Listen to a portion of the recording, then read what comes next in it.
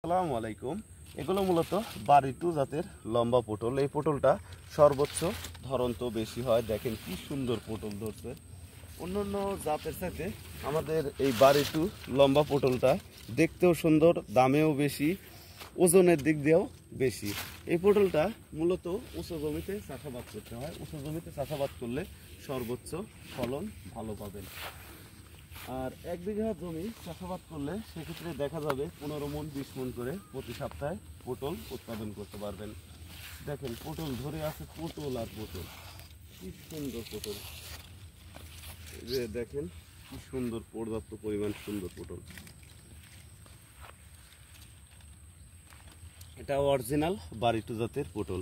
আর পটল চাষাবাদটা মূলত উঁচু জমিতে করবেন, যে জমিতে বন্যার পানি বা বৃষ্টির পানি বেঁধে থাকে না অথবা বন্যার পানি ওঠে না, এমন জমিতে পটল চাষাবাদ করবেন।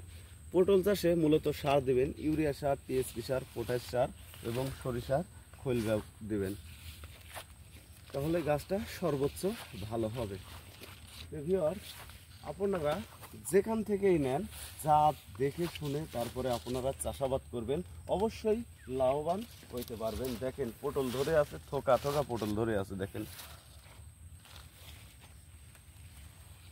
ভিউয়ার্স, আমরা বাংলাদেশের প্রতিটি জেলায় সুন্দরবন কুরিয়ার সার্ভিসের মাধ্যমে এবং আপনারা সরাসরি এসে দেখে শুনে আমাদের কাছ থেকে পটলের চারা সংরক্ষণ করতে পারবেন। ভালো থাকবেন, সুস্থ থাকবেন। আসসালামু আলাইকুম।